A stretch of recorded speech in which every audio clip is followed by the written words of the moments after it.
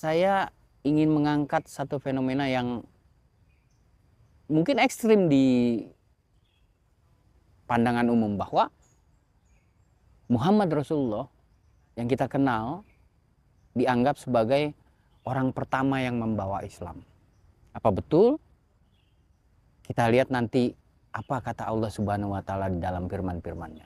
Tapi yang pasti hari ini 8 miliar orang lebih yang mengaku dirinya Islam mengimani bahwa Muhammad adalah orang yang pertama membawa Islam ke peradaban ini.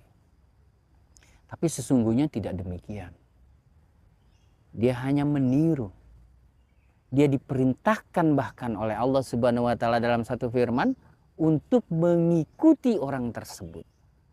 Jadi artinya sebelum Muhammad, orang itu sudah membawa Islam ke dalam sebuah peradaban dunia. Kemudian Muhammad adalah salah satu orang yang juga mengikuti dia. Kita kupas di satu ayat surat An-Nahl ayat 123, Allah Subhanahu wa taala berfirman, "Summa auhayna ilaika anittabi millata Ibrahima hanifah wa ma kana minal musyrikin." Ingat, kata Allah Subhanahu wa taala, "Summa auhayna ilaika." Sungguh kami sudah wahyukan kepada kamu. Kamunya di situ Muhammad pada saat itu. Summa auhayna ilaika. Apa yang diwahyukan? Apa yang diperintahkan? Apa yang harus dilakukan oleh Muhammad?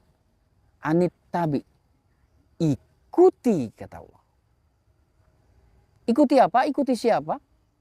Anittabi milata Ibrahim hanifah. Ikuti cara hidup Ibrahim. Ikuti agama Ibrahim. Ikuti langkah hidup Ibrahim. Hanifah. Karena itulah kehidupan yang lurus. Anda berkata bahwa Islam itu ada sebelum Rasulullah Nabi Muhammad muncul pada abad yang ke-7 atau 630 tahun Masehi.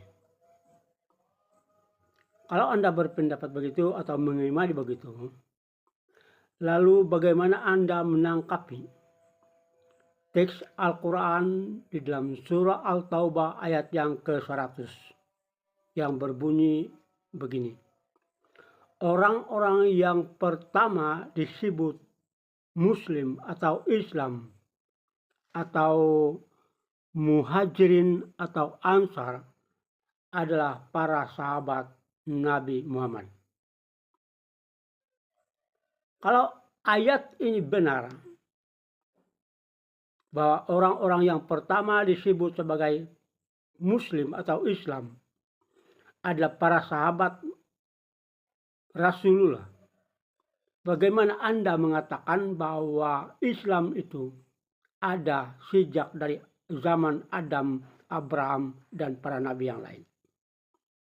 Bertentangan dengan apa yang tertulis dalam Al-Quran surah Al-Taubah ayat 100 ini dengan kenyataan Anda yang Anda imani. Oke?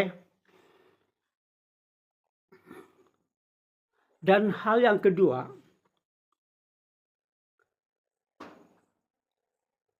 hukum utama dalam Islam untuk masuk dalam golongan atau kumpulan Islam adalah mengucapkan 2 kalimat syahadat, yaitu tiada Tuhan yang disembah selain Allah dan Nabi Muhammad itu pesuruh Allah.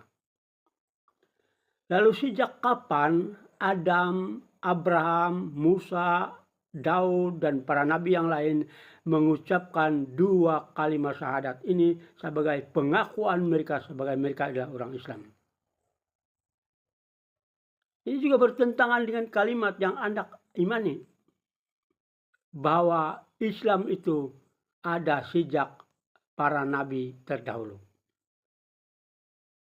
Dan bertentangan dengan iman yang kamu anuti dengan ucapan 2 kalimat syahadat. Sebab kita akan menuntut. Sejak kapan mereka mengucapkan 2 kalimat syahadat? Sejak kapan Adam Abraham, Musa, Daud, dan para nabi yang lain mengucapkan dua kalimat syahadat ini untuk mengakui diri mereka itu adalah Islam. Oke.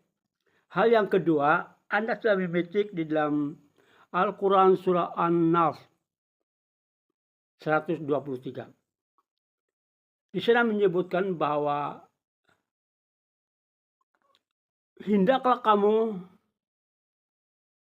mengikuti cara hidup atau agama Abraham. Pertanyaan saya di sini, kalau Anda mau mengikuti apa cara hidup Abraham? Abraham yang selingkuh dengan Hagar dan melahirkan anak luar nikah Ismail, apakah itu harus kita ikuti? Sehingga Allah telah mengusir Hagar dan Ismail dari rumah atau keluarga Abraham. Kalau Abraham telah mempersembahkan anaknya Ishak sebagai persembahannya kepada Allah, apakah juga kita harus melakukan untuk mempersembahkan anak kita kepada Allah? Dan di dalam Kejadian bab 17 jelas-jelas bahwa sunat itu adalah hanya untuk perjanjian, tanda perjanjian antara Allah dengan Abraham, bukan untuk semua bangsa. Sekali lagi saya katakan, dalam Kejadian bab 17 itu perjanjian sunat atau tanda sunat perjanjian antara Allah dengan Abraham. Lalu kita tanya kembali, di dalam 114 surah dalam Al-Quran, tunjukkan satu kata saja perintah sunat di dalam Al-Quran itu. Jika benar sunat ini adalah perintah Allah kepada semua umat di muka bumi ini. Tidak ada. Oke, salam sadar, Tuhan mengasihi dan memberkati kita semua. Amin.